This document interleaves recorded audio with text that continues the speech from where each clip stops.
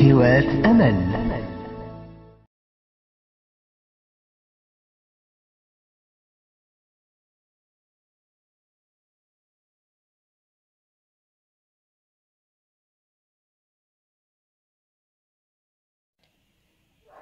السلام عليكم، مرحبا بكم معايا في الوصفه ديال اليوم. ان شاء الله غادي نقدم لكم صابري بريستيج كيجي ناجح 100%.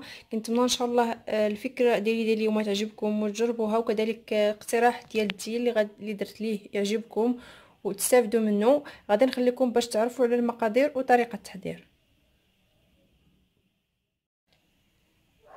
السلام عليكم، مرحبا بكم معايا في الوصفه ديال اليوم. ان شاء الله غادي نقدم لكم صابري بريستيج كيجي ناجح 100%. كنتمنى ان شاء الله الفكره ديال اليوم تعجبكم وتجربوها، وكذلك اقتراح ديال الديل اللي درت ليه يعجبكم وتستافدوا منه. غادي نخليكم باش تعرفوا على المقادير وطريقه التحضير.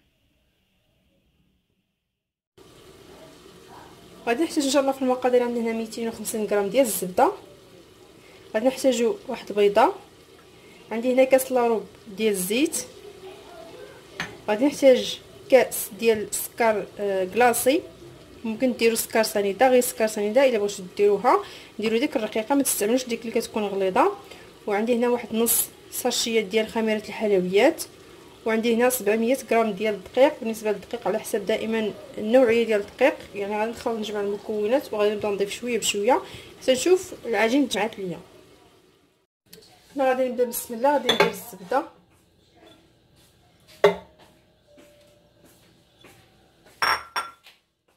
غادي نضيف السكر.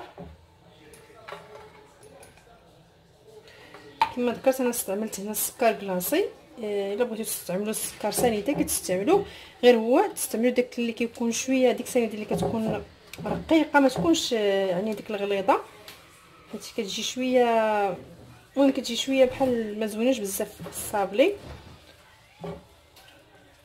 غادي نخلط الزبده مزيان مع السكر، غنخدمهم مع بعضياتهم، وعاد غادي نضيف ديك البيضه مع الزيت. بعد خلطت السكر مع الزبده غادي نضيف الزيت، وغادي نضيف البيضه،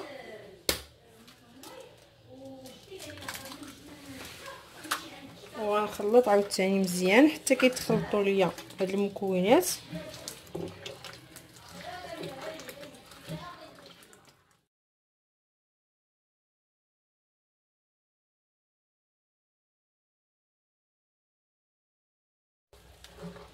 هنا من بعد ما خلطت الخليط ديالي مزيان المكونات كلهم مع بعضياتهم، غادي نضيف هذيك باكيه ديال خميره الحلويات.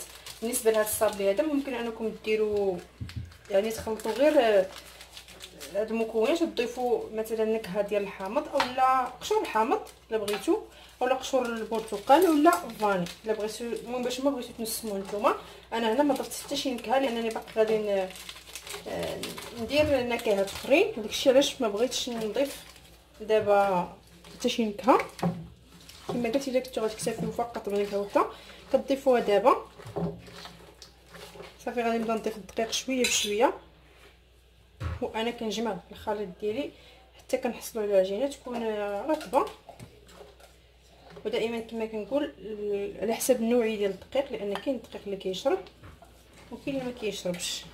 صافي غنبقى نخلط غير بهذا الشكل هذا حتى كنجمع العجينه ديالي كامله.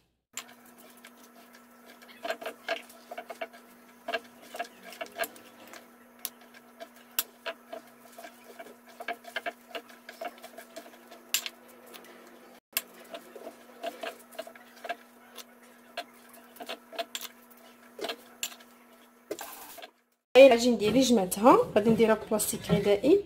هانتوما كتجي بهذا الشكل هذا، كتجي رطبه اللي هو الشكل ديالها. صافي انا هنا غادي ممكن انكم تخدموا مباشره، لكن انا غادي نديرها في ورق في هذا في بلاستيك غذائي، وغادي ندخلها للثلاجه نخليها حتى ترتاح، عاد غادي نخرجها باش نخدمها. ممكن نتوما انكم تخدموها مباشره، المهم على حسب اللي بغيتو. هنا بعد ما خرجت العجين ديالي من الثلاجه خليتها غير واحد 5 دقائق، ماشي بزاف كما قلت. ممكن انكم كاع ما ديروها تخدموها مباشره. غادي نقطعها على حسب يعني شحال من شكل باغي تخرجوا في هذا العجين هذه.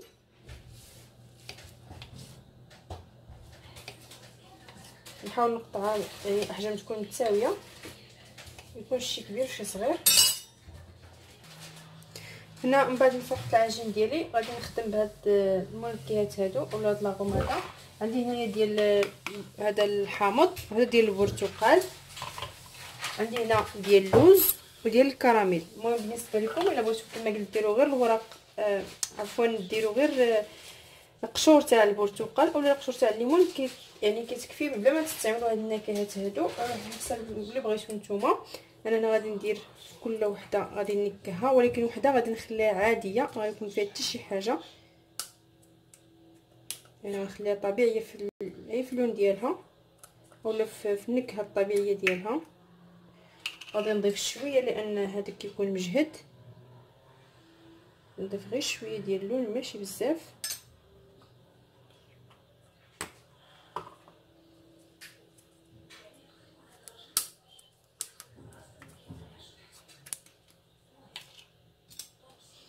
انا غادي نضيف شويه ديال اللوز.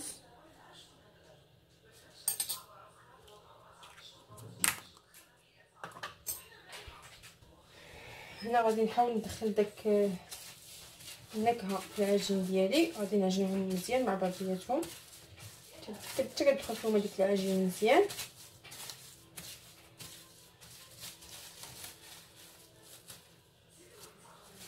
حيد البلاستيك ونعجنهم غير فوق الرخامه حتى كنحس ديك النكهه دخلت لي مع العجين مزيان.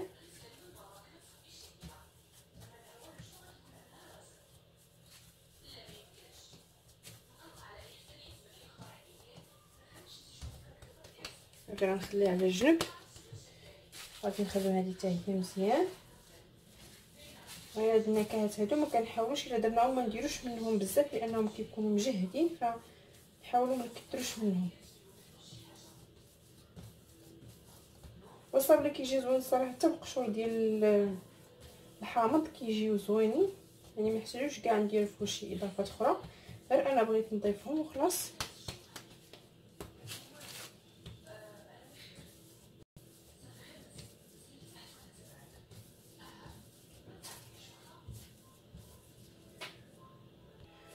من بعد ما دخلت هذيك النكهات كلهم في العجين ديالي غادي نجيب بلاستيكه غادي نحط فيها هذه اللي خليتها عاديه ما درت فيها حتى نكهه. غادي ندير العجين ديالي وسط ما بين جوج بلاستيكات بهذا الشكل، وغادي نسرح العجين ديالي وندورها.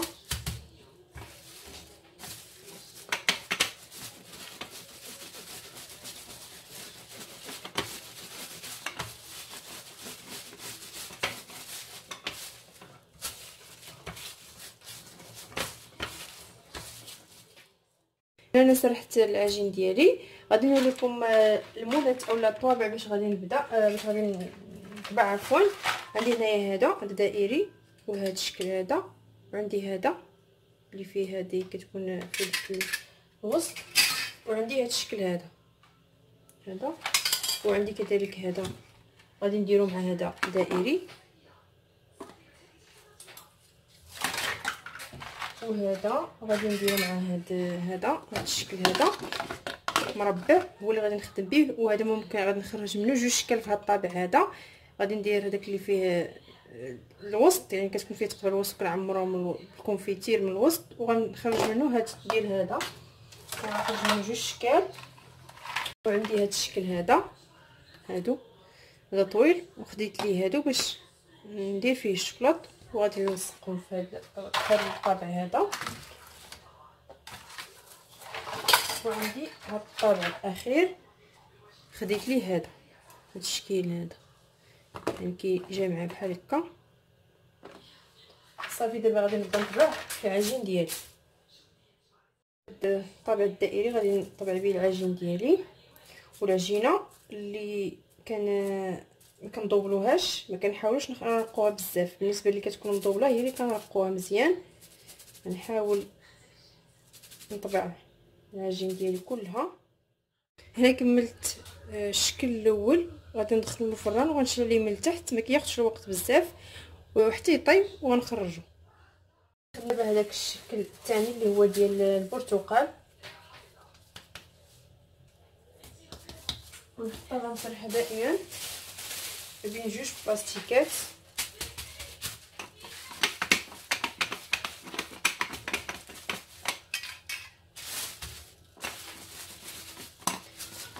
هذا غادي نحاول نسرحو مزيان حيت غادي نطوبلو.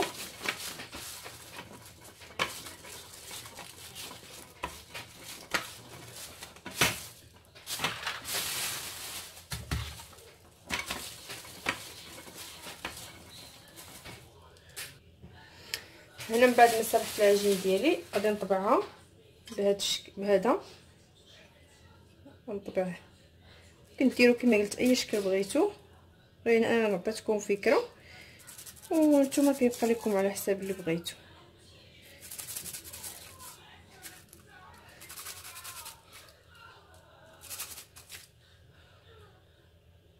كنطبع حداهم بالشكل هذا.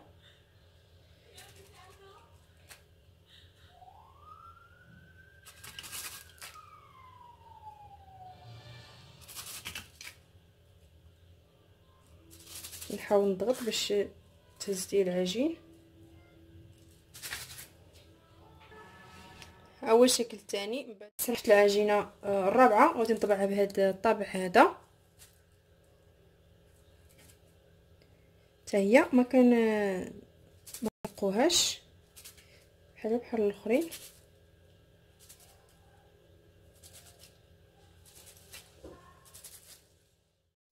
هنا الصابلي ديالي من بعد ما هو طاب هو كيجي بهذا الشكل هذا، كيطيبش بزاف، كيطيب غير شويه، ما يعني مكنحمروش، هو كياخذ غير اللون شويه كيشد في راسو وكنخرجوه صافي. غادي نخليه يبرد على جنب وغادي ندوزو باش نوجدو ان شاء الله الشوكولات. هنا درت الشوكولات ديالي كيدوب، الشوكولات الابيض والشوكولات الاسود على حساب نتوما باش بغيتو تزينوا. انا هنا غادي نزين بالبيض وكذلك بالكحل. راه هذا البيض بدا كيدوب،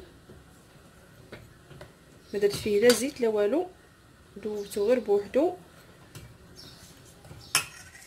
وغادي ندير نحرك الاخر حتى هو بدا كيدوب، هو بدا يدوب حتى هو. الا بغيتو تزيدوا واحد شويه الزيت في الزيت كتزيدوها، المهم على حساب نتوما اشنو بغيتو.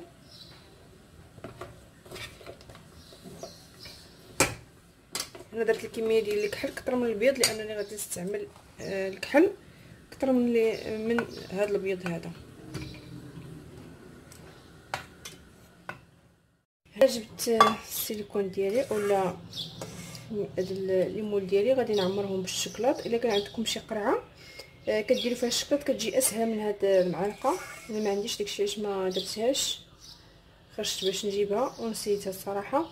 المهم غادي نبقى بحال هكايا تنكمل كاع يعني هاد المول هذا نعمرو ونديرو في الثلاجه حتى يبرد، وعاد نخرجو باش نحيدهم ونعاود ثاني مره اخرى. المهم على حساب الكميه اللي نتوما عندكم ديال الصابلي حتى تكمل. من بعد ما عمرت المول ديالي كنحاولوا نضربوهم بحال هكا شويه غير باش كياخذوا لينا الشكل تاع المول. كنتاكدوا بان المول كامل يعني يتلبس بالشوكولات. غادي ناخذ هذا الشكل حتى هو، نصو غادي نديرو بالبيض والنص غادي نديرو بالكحل. غادي نعمر بهذا البيض هذا هو الاول.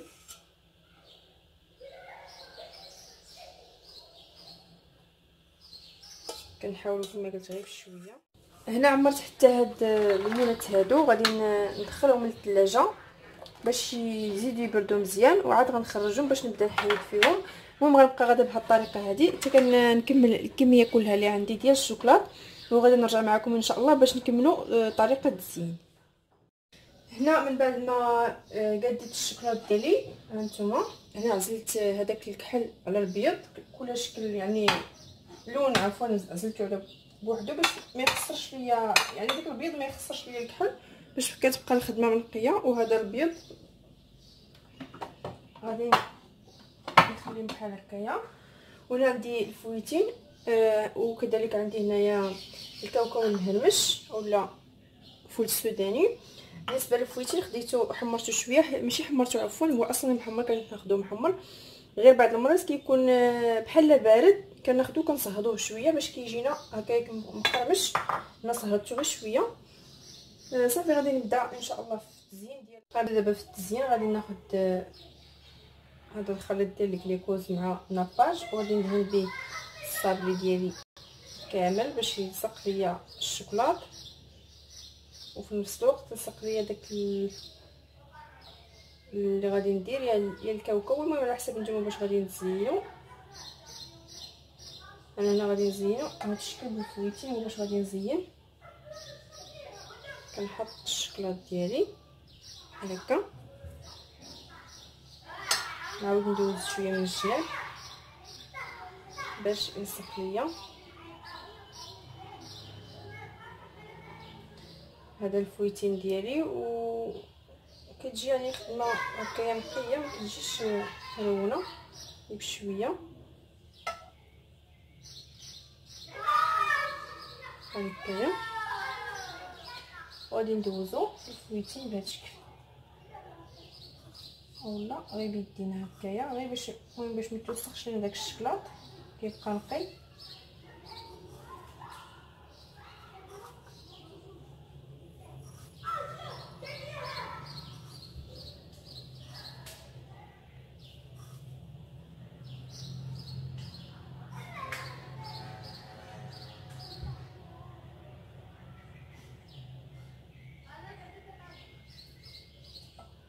هانتوما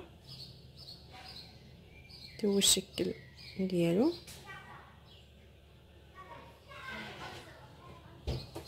بالنسبه للشكل الاول. بالنسبه للشكل الثاني غادي ندير نفس الشيء دائما الجليكوز مع النباج.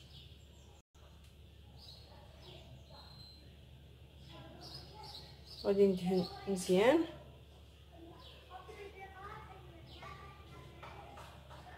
غادي نجيب الشكلاط الكحل ونحطو مع طرف ديال الشكلاط الابيض بهذا الشكل. كنحاولوا نقادو باش يبقى شاد لينا في بلاصتو ثابت. صافي وغادي ندوزو هنايا في الكاوكاو نهرمش باش كيشد ليا في هذا الصابلي ديالي.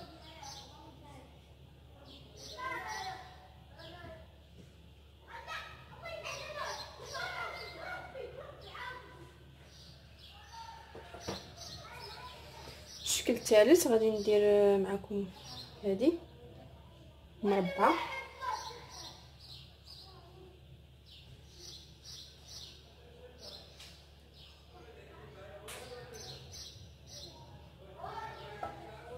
غادي نحط الشكلاطه ديالي بحال هكا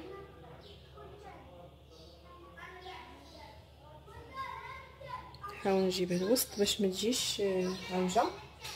وغندهن ثاني الجناب، دائما كندهنوا الجناب.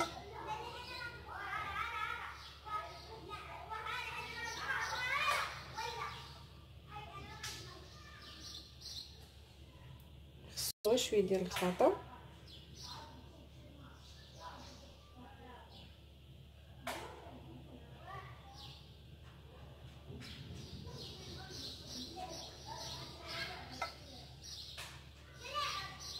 هكا. وغادي ندير هذا كاوكاو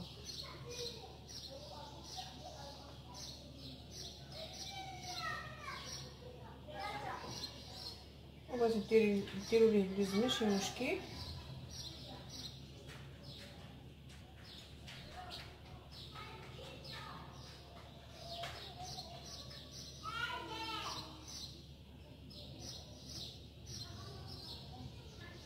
نتوما بالنسبه للشكل الثالث غادي ناخذ دائما الجليكوز والنباج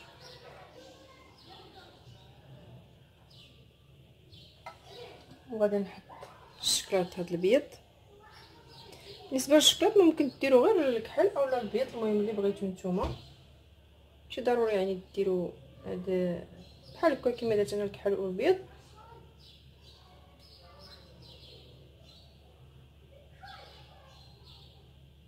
وغادي ندهن مزيان دائما الجناب.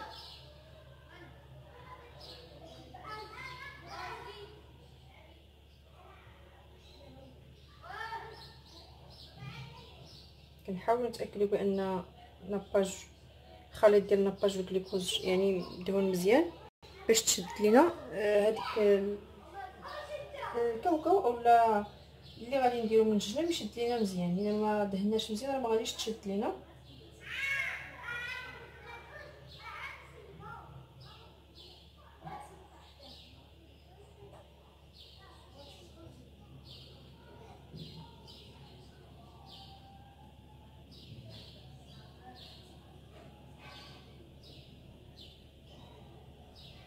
كنحاول نلبسو مزيان.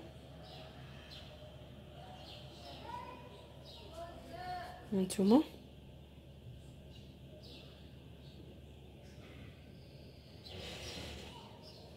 غنكمل بهذه الطريقه هذه الاشكال كلهم اللي عندي حتى نسالي ان شاء الله، وغادي نوريكم الشكل النهائي ديالو.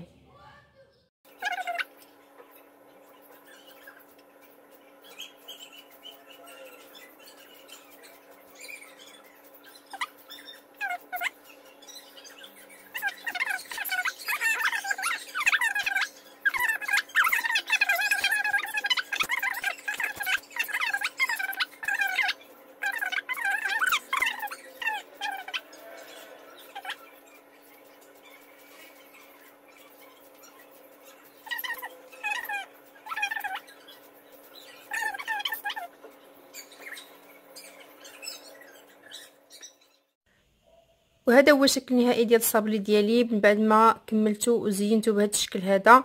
بالنسبه لهذا درت ليه الملمع، كذلك هذا وهذا يعني درت لهم الملمع. ممكن انكم تستغنوا عليه كذا فقط كيبقى فكره اقترحتها عليكم. الا بغيتوا انكم يعني ديروا الملمع كديروا، ما بغيتوش كتستغنوا عليه. هادو الملمعات كيتباعوا عند اللي كيبيعوا لوازم الحلويات بالنسبه للبنات اللي غادي يسولوني اولا عند العطاره. كنتمنى ان شاء الله الفكره ديالي ديال اليوم تعجبكم وكذلك تكونوا استفدتوا منها. وكنشكركم بزاف على المتابعه ديالكم، ونخليكم ان شاء الله في الفيديو الجاي.